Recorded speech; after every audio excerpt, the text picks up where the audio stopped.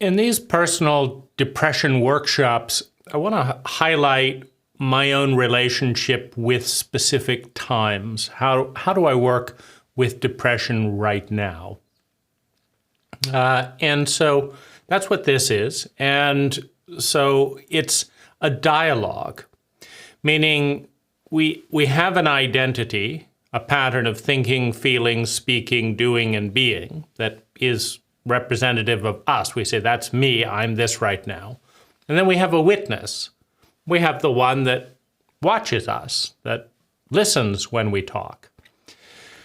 And it's in that dialogue between the ego, which is that which identifies with the pattern, and the witness that we have the opportunity of movement. So first thing comes in is I'm starting to sneeze. So hay fever is an aspect of my depression right now.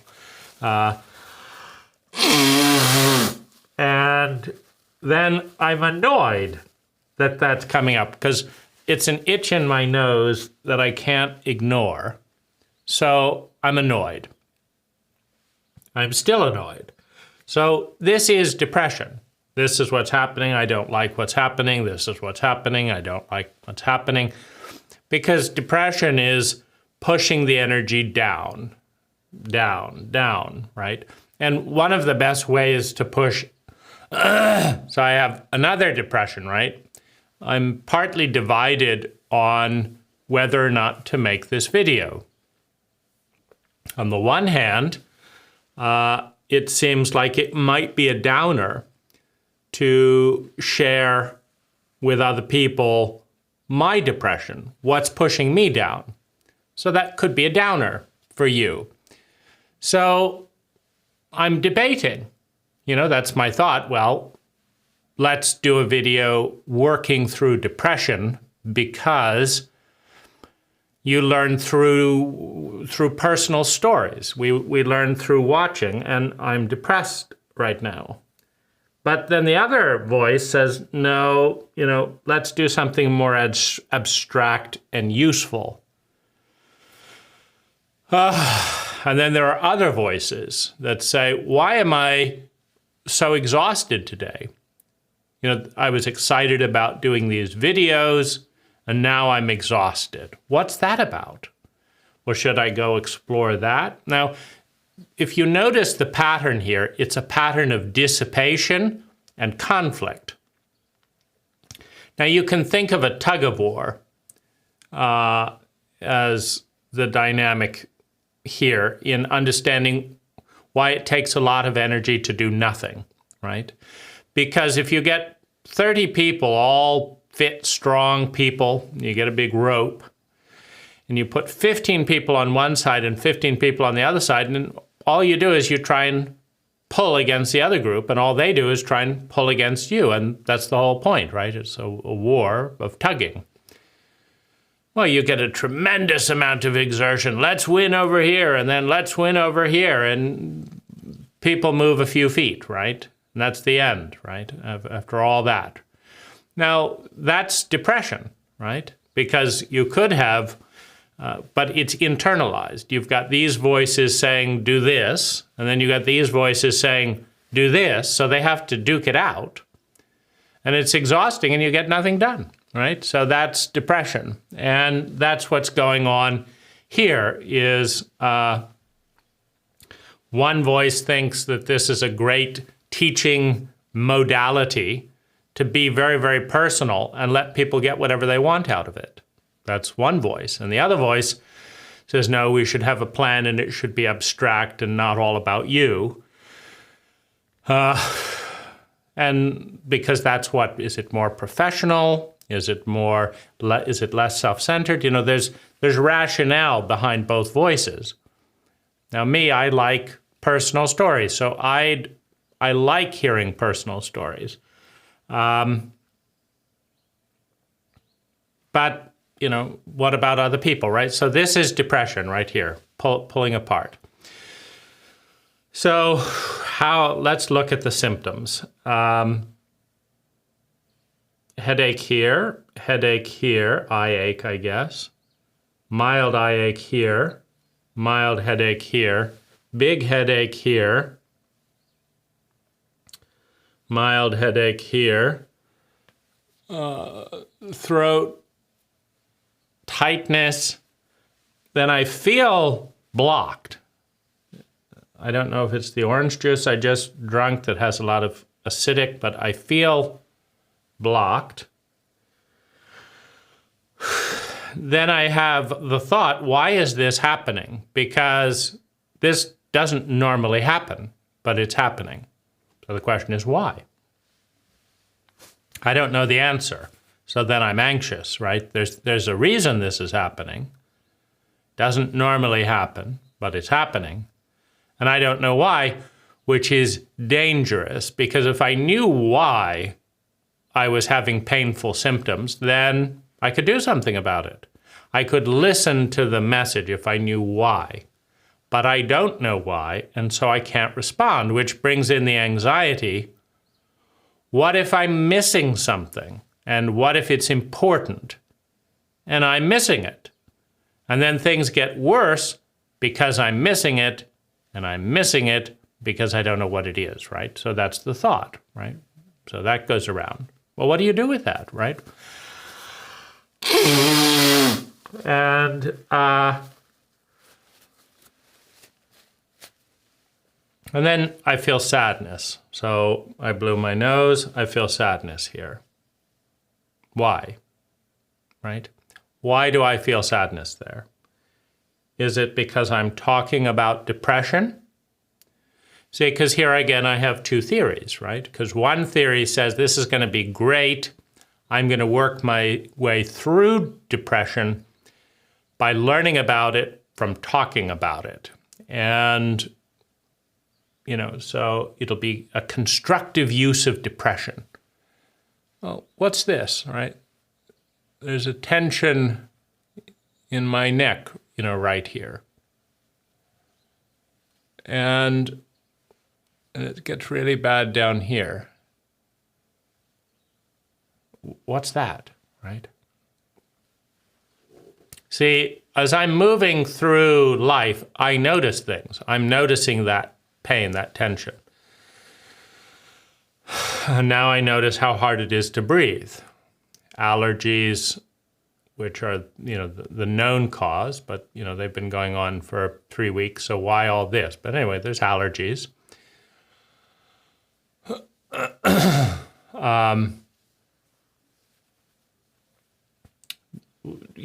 As all of these messages come through, and I'm someone who believes that there is a correlation between a symptom and something, right? I just may not know what it is. So I believe there is a correlation. What is it? I don't always know. I feel better when I do know. But in the last 24 hours, I have felt deep exhaustion, difficulty falling asleep.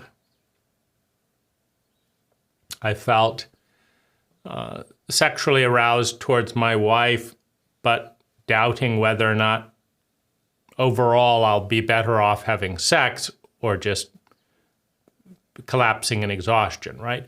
Because, like that tug of war, sometimes the exhaustion compounds by surrendering to it. Sometimes the exhaustion is the tug of war, and what you have to do is work through and change the game from a tug of war to a, soccer or running, right? If you just run rather than do a tug of war, you can get energy. You can build up energy while running.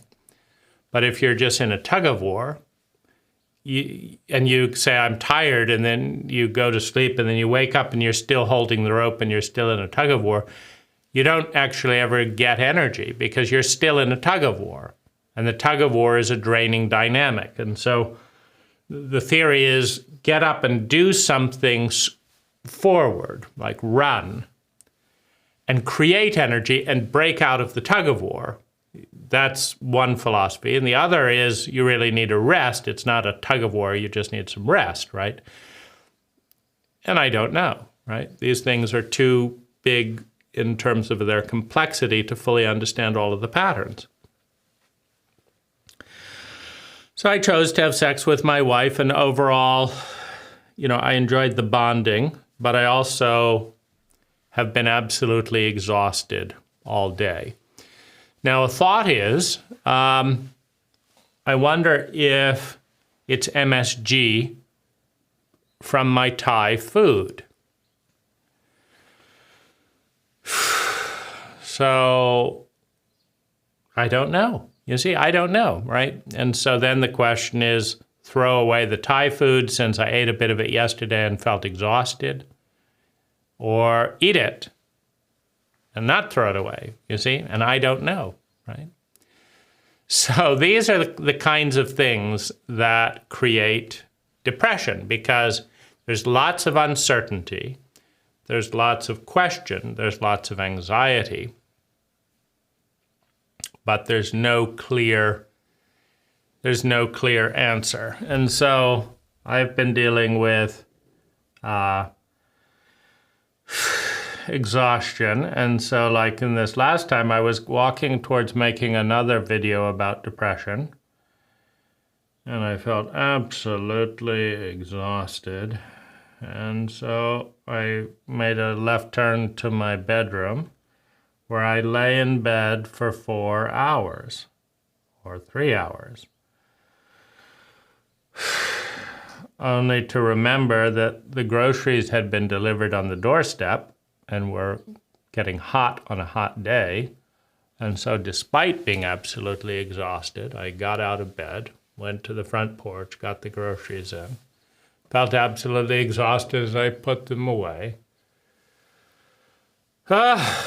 Then I had an email that was incredibly irritating. I'm just sick of the way that these app developers come up with excuses not to be accountable. I'm trying to build an app right now. And because I'm sick of how unaccountable and flaky they have been statistically, as well as incredibly irritating on, in thousands of app developers plaguing me with, please let me build your app. And then not a single one of them actually want to do it the way that I want to do it, right? So I have to constantly delete emails. And it's an absolute fucking nightmare, right? 1,000 app developers. Please let us develop your app. No, we're not going to do it the way you want it to. It's just so fucking tiring. Why doesn't one of them, why doesn't one of them actually do it the way I want it? I don't know. They'd rather beg hordes of people, and they have no interest in providing customized experience. It's absolutely sickening. And so I find that exhausting. I find it crazy. Then there's the person that wants to sell me some land, but delays the sale constantly. Any thoughts on buying the land? No, you dumb fuck. You didn't do the things that I asked that would let me buy the land.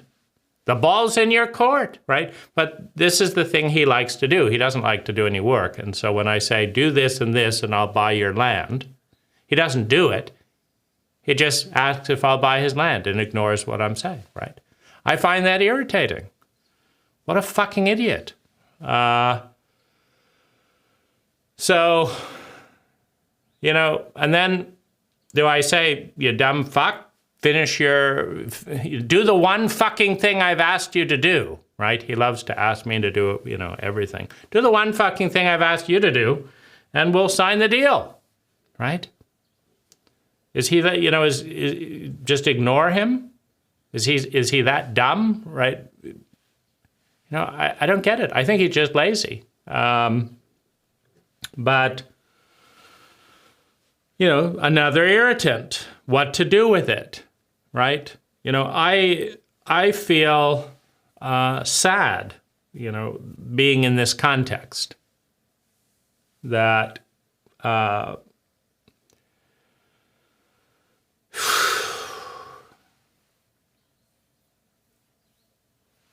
I don't like getting worked up.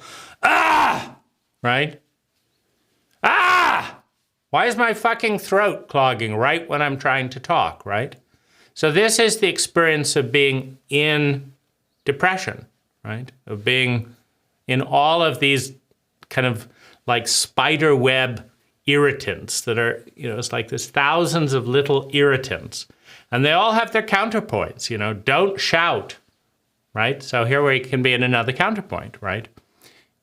If you're depressed, you need to break free of something, right? So my anger right there might have just helped you. It might have just helped me. In fact, my body feels a little better because I did that. Now, thank heavens I'm in a context where I can do that. But so many parts of our culture, you can't just, right? You can't just do that. Even me, I'm mildly aware that what if it went through my window, my door, the space between, through the neighbor's door, and then they wonder, what's happening, right? Right? Because we can't have people having deep feelings in an emotionally illiterate culture. We can't have that, right? We couldn't have actually people expressing themselves or talking about what's going on. They're supposed to be just saying they're fine, smiling, and being depressed. That's what they're supposed to do. So this, by the way, is my first indication that I might be on to something, meaning I have less headache and more energy now than I did when I began making this video.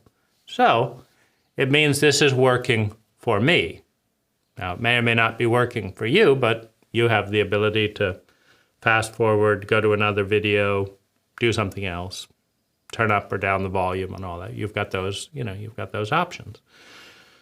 But anger is a good cut, through depression, in part because one of the ways we get depressed is when there's all these angering things that wear us down and that is, quote, inappropriate to express.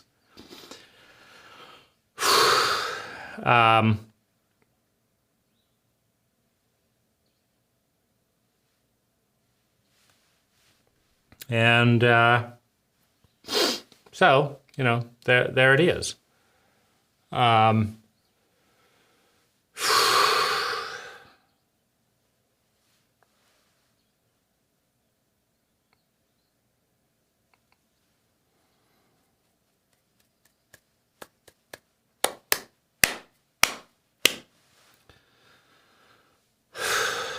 So then there's hurt, right? There's hurt, and this is another kind of stage of depression or element, which is that when I do get angry and clear out energy, then I get rejected and judged, right? So depression serves a purpose.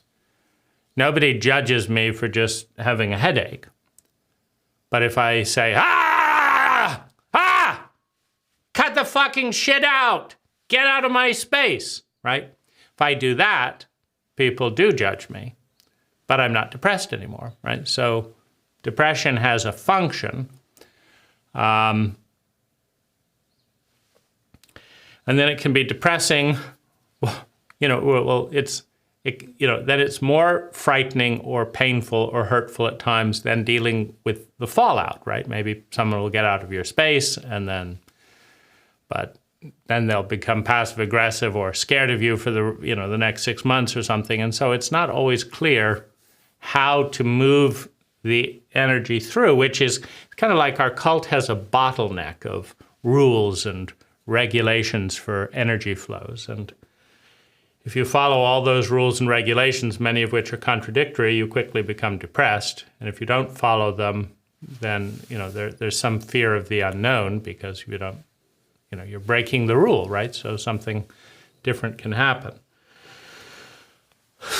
So I had low back pain the last 48 hours, which I haven't dealt with in a while. So I'm wondering what's that about, and I pay some tribute to the idea that, like low back pain has metaphorical, implications for things like I'm not feeling very supportive.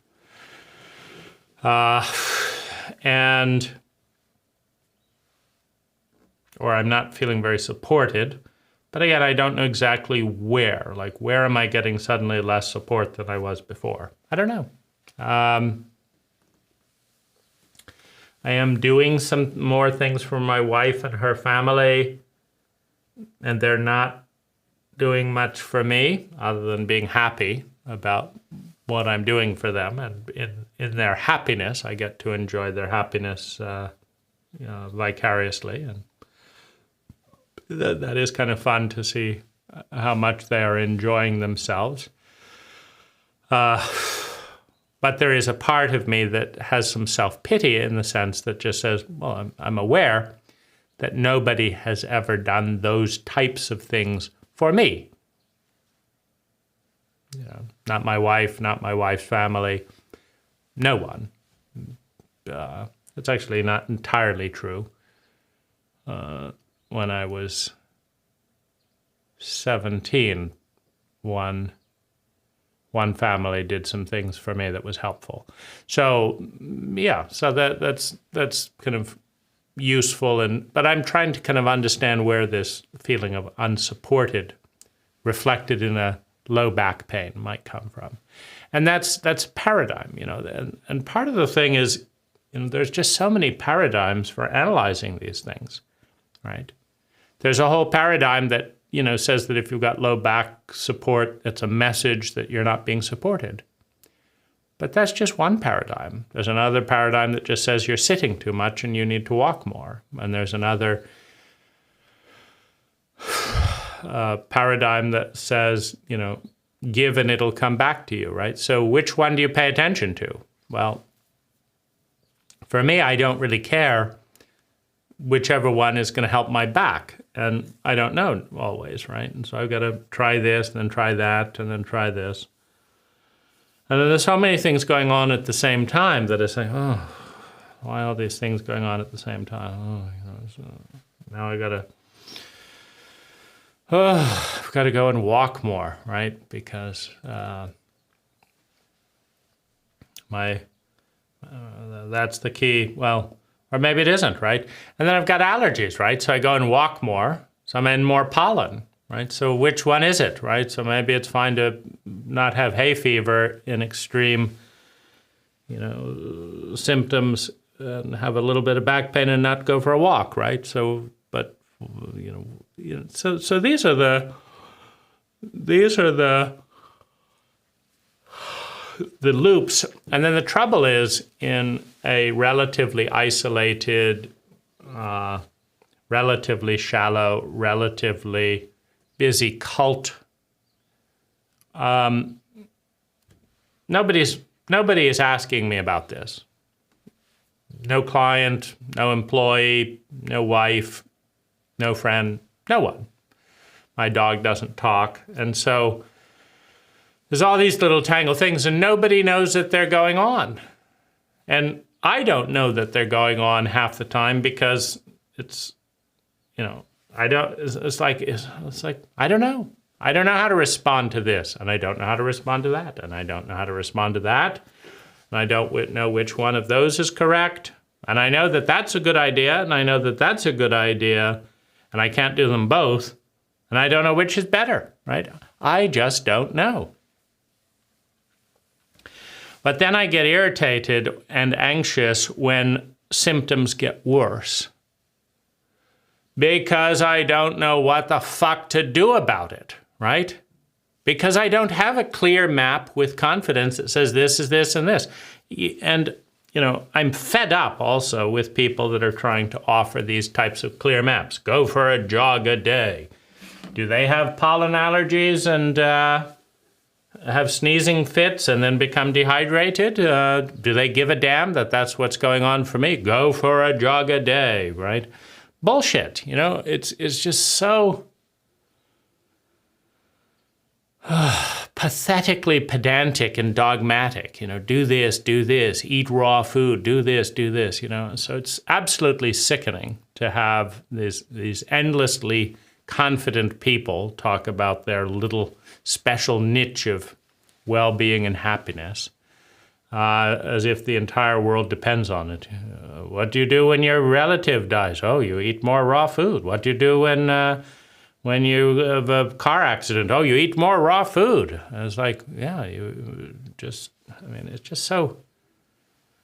And then nobody ever wants to hear when they're wrong. And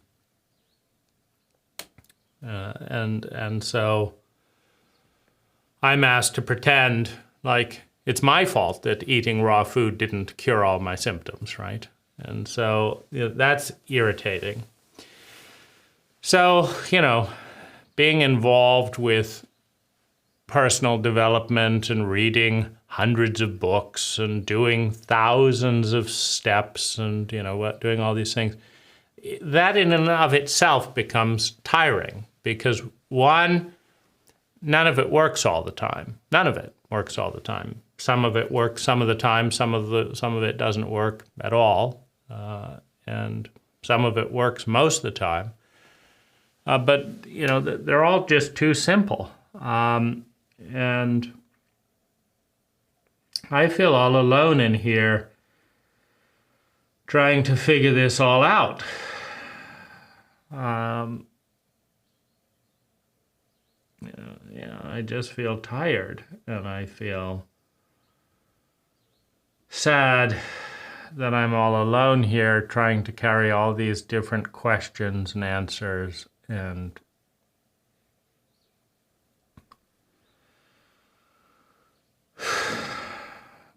I don't have anyone who fully understands and can help me, including myself, meaning I don't fully understand. And so I cannot fully help myself. And no one fully understands. I mean, you and I here are the only people on the planet that have a clue what's going on in my world right now.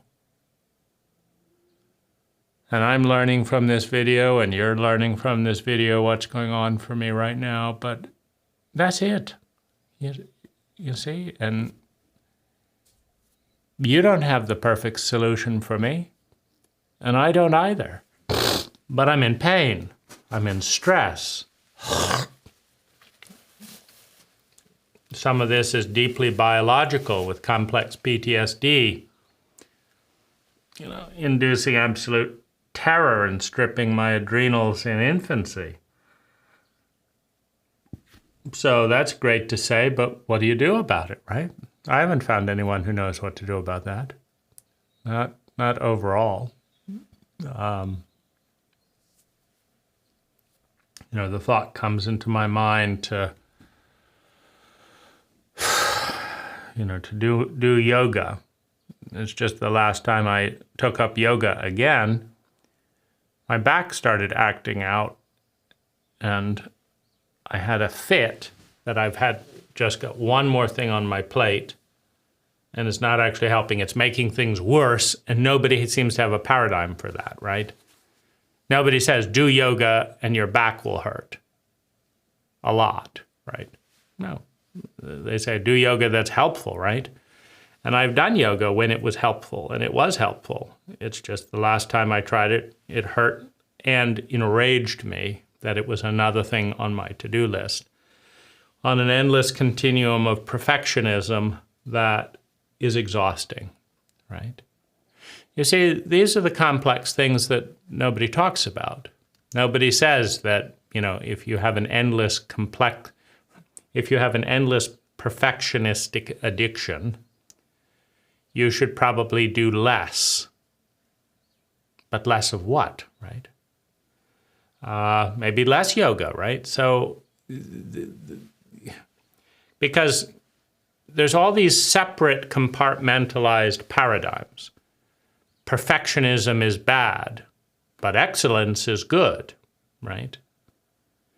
Now, why is perfectionism bad? Well, perfectionism is this kind of thing where if I'm not good enough, I won't be loved. And this is the psychological dynamic of unloved children.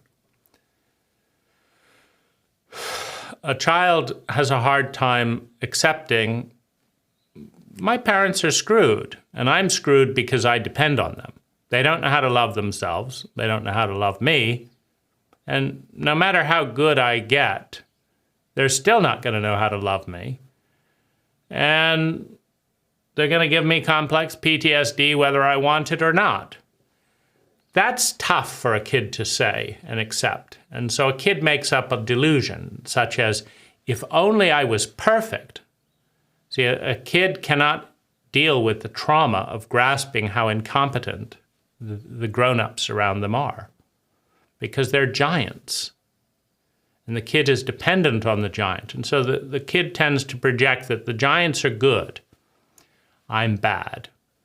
And if I can figure out how to be good enough, then I will be loved. And then that's hopeful, right? I just have to figure out how to be good enough, and then these incompetent people will suddenly figure out what love is and be able to manage it. Well, that's exhausting because it never works. Like, I did this, I did this, I did this, I did this, and I'm still being hit. I'm still being humiliated. I'm still being hurt. How about this and this and this and this? It's so painful to be hurt by a giant. So exhausting, so tiring to wait with adrenal glands blaring, to wait constantly to be hit. It's exhausting, it's terrifying, it's lonely. And never worked, right? Or it worked sometimes. Sometimes I was perfect enough not to be hit, right? But, it's an exhausting life to try and do everything perfectly so that you won't be hit. But that's my body. My body is waiting to be hit. And the fact that I haven't been hit in years doesn't matter. My body's waiting to be hit, expecting to be hit. It's physiology. Form deep patterns in the terror of being a small person dependent on giants that would hit me and that would rage at me. My body hasn't learned another way of being. I don't know how to teach my body another way of being. I've read 1,000 hours about PTSD. 1,000 hours studying this terrain. And most of the best people say that they don't have anything that works reliably 100% of the time. So it's absolutely exhausting and depressing, right? It's like,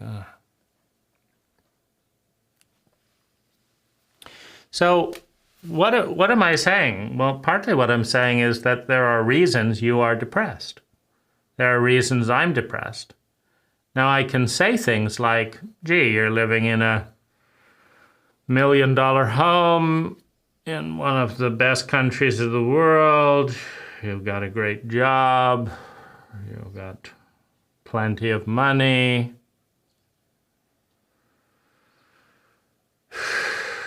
You've got a lovely wife that wants to see you be happy. You got your own film studio. Well, you should be feeling great because, and then there's all these reasons. But I don't feel great. I feel absolutely terrible. So then, poor me, I should be feeling great, but I feel absolutely terrible. We haven't even begun to get to all of, the symptoms in my body and all of the exhaustion and all, and this and that and the other. And,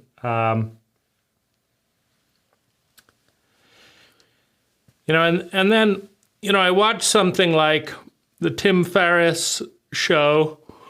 I've spent a few hundred hours watching Tim's videos. And like I learned the other day that he has chronic insomnia. Something that I've had some of in the past few years. Now,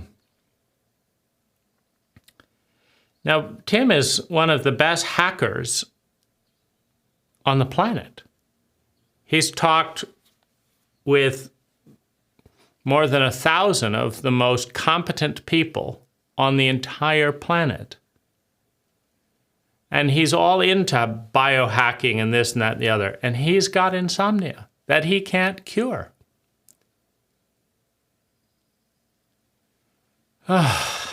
He's got irritability. You saw some of that with me. That this tendency to be enraged about small things. He's got that. It's not fun for him. It's not fun for me. So, when I look at the state of the culture of humanity, of us as human beings, I have to say that we as a cult are very good at creating systemic problems, depression, PTSD, anxiety, raging, shame, exhaustion. We're in the business of creating these things more efficiently than we're solving them. We're creating more depression than we're solving. We're creating more trauma than we're healing. We're creating more loneliness than we know what to do with. As a cult, you take the 400 million people in our cult, and that's what we're doing. We're creating high levels of anxiety, depression, loneliness, frustration, exhaustion, addiction, trauma. We're doing that. And it's not because we're bad people. It's because we don't know what we're doing. I don't know what I'm doing, right? I'm fumbling around here. And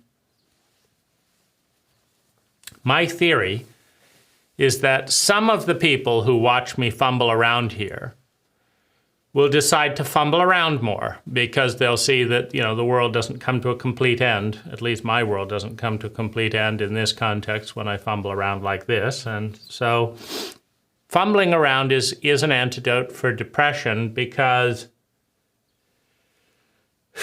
it's movement. It's not complete stagnation. It's experimentation rather than rigidity, right? And so if you try and do everything perfectly and you can't do something perfectly, you just have to stop moving.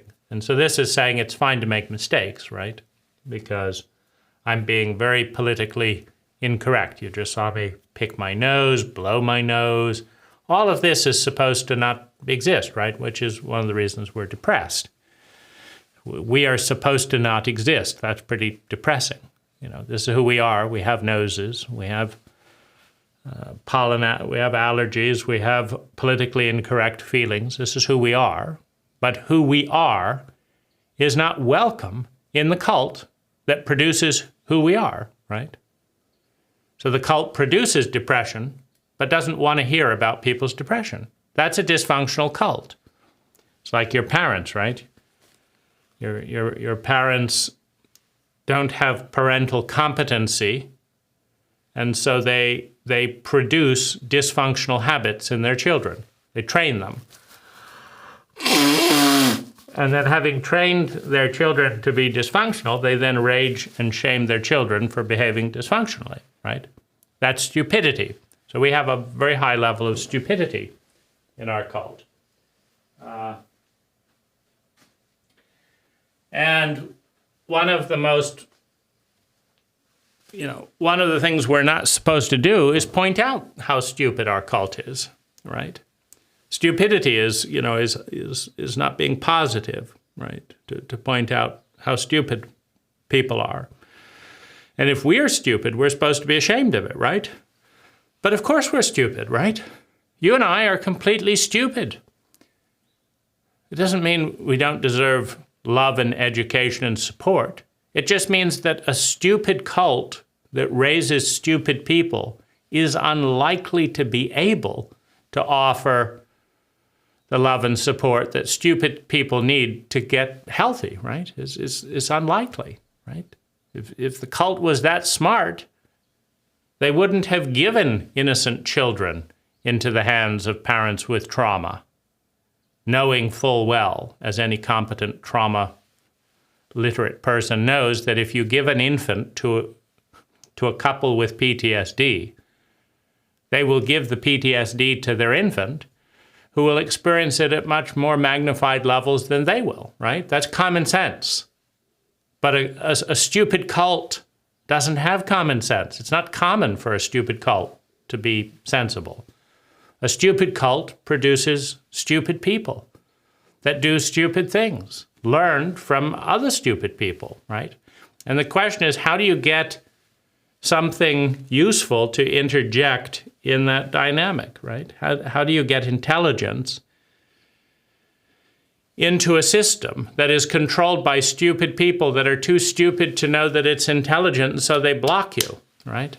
Stupid people block intelligent people from doing intelligent things because they're stupid, right? That's common sense, right? Obvious. It's just, what do you do when you're born into a stupid cult where the intelligent things that you want to do are blocked? What do? I don't know, right? It's a tough question, right? If we knew how to solve this, then we wouldn't be here focused on depression. We would be focused on sustainable happiness and well-being, which is a great thing to talk about in theory, but it doesn't work that well when we're depressed and don't know how to get out of it and know how to make the depression worse, but not better, right? So in the back of my mind as I listen to this, I don't know whether I'm doing you a favor with this, because this is another subroutine of bitterness and cynicism, which contributes some, it does both. I feel more sane and I feel more release because we're dealing with reality here. This is my world here. But I've read all of the books on positive thinking and blah, blah, blah. And they do have some value. And I've also read the benefits of constructive pessimism. That also has a lot of value. So you got two approaches, right? And this is kind of just what I hope to do when saying some of this is to validate your feeling. Because one of the most insane things that this cult does to people, having given them endless amounts of pain and suffering so that they will be depressed, is it then has the audacity, the temerity to suggest that you shouldn't feel the depression it just gave you, right? So we're going to be absolutely depressing. We're going to give you all of this trauma and grief and pain and misery, and then we're not going to tell you how to deal with it. Instead, what we're going to do is shame you for feeling the feelings that come up about it. Well, my hope is that, if you've grown up in insanity, as I did, that having validation that what you're feeling with has a mathematical basis. I mean, we're not talking esoterics here. If you take a giant, you can do this right now. If you can find a 30-foot giant, because that's the relative scale to an infant, if you can find a 30-foot giant who is erratic, addicted, insane, sociopathic, and will come into your house and shake you around and shout at you and tell you you're shit and then go beat up someone else, and just do that randomly for 10 years while you're trying to live your adult life, you will be absolutely nuts.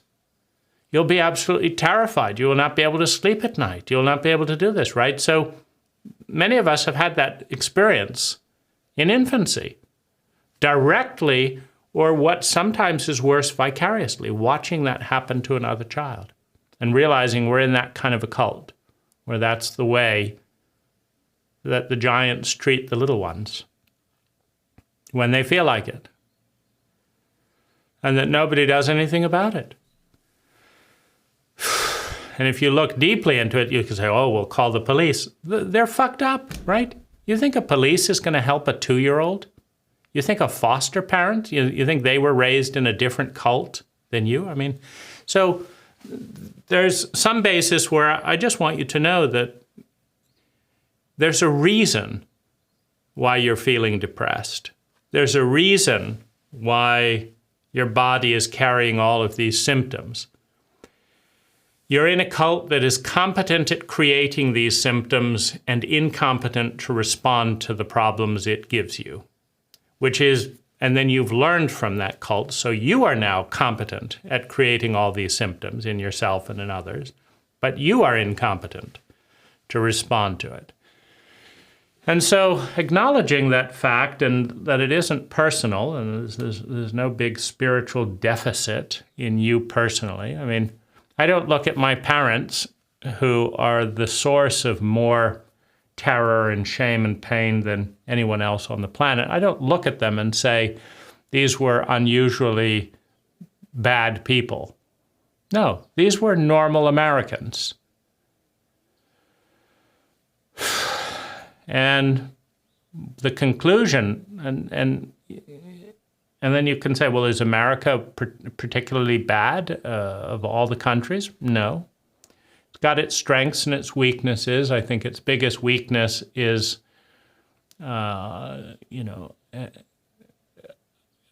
thinking it's the best without being willing to do any science around that, right?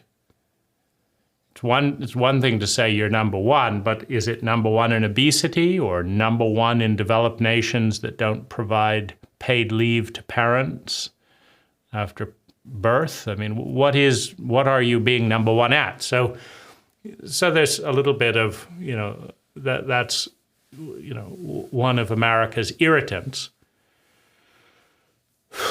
But America is number one in other areas, right? Just as China is number one in certain areas and Iraq is number one in certain areas. Every personality, every culture has their strengths and their benefits, and most of them are getting better. Meaning the world is, generally speaking, a better place than it was 500 years ago, and 1,000 years ago, and 2,000 years ago, and 3,000 years ago, and 5,000 years ago. Generally speaking, there's at least there are a number of things, whether it's lifespan or gender freedom. America was so fucked up in the 1900s that it was still deciding not to let women vote. I mean, that's how fucked up America was 100 years ago.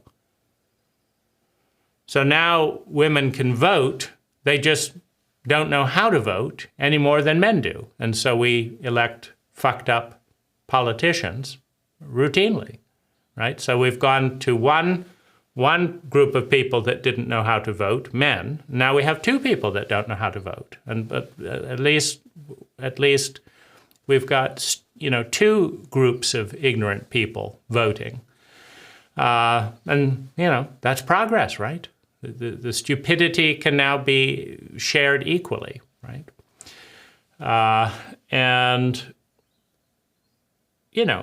Stupid people, of course, don't understand that they're stupid. They never have. We have to look into the past to see how stupid people were. You can, just 100 years ago, Americans debating whether or not women should be allowed to vote. Absolute idiots. It's just we think that we're not idiots anymore. We've just 100 years of evolution, in a 25 billion year history. We're not that smart 100 years later, and so, but and in some cases, ignorance is bliss. If you're really stupid, you don't realize you're stupid. And so then you can pretend that you're smart and not be smart enough to realize that you're not, right? And so, part of what I'm doing, because people are regularly telling me that I'm really smart. Well, it just means that smart has a very low threshold in our cult, right? Because obviously I don't know what I'm doing, right? And that's partly what I'm pointing out over and over again. I don't know what the fuck I'm doing. And you probably don't know either, right? And so, but I don't want you to take that personally, right? I don't want you to pretend that this is really special about you, that it's really unique, that you don't know what you're doing. We've been producing people that don't know what they're doing in multiple areas, really important areas, for thousands of years. And we may continue for another 1,000 years before people actually know what we're doing in these areas. I think trauma and PTSD will be cracked in the next 300 years. And talking about these issues, is a start. And so, I guess I would conclude, and you'll have to be the judge of this because I have no idea how all this comes across to you. Is this useful, watching someone flailing around not knowing what they're doing, but at least acknowledging what the issue is, right? Because that's what's so irritating when you're in massive amounts of pain and you're an idiot surrounded by idiots who don't know what they're doing. It's incredibly irritating to have everyone avoid the most important topics, pretending that if we just hide the fact that we're depressed, miserable, and idiots, that it'll just go away. That, somehow being an idiot who doesn't talk about the depression and our stupidity, that somehow being stupid people who don't talk about it, it'll just magically disappear, right? We'll just suddenly solve all these problems, right?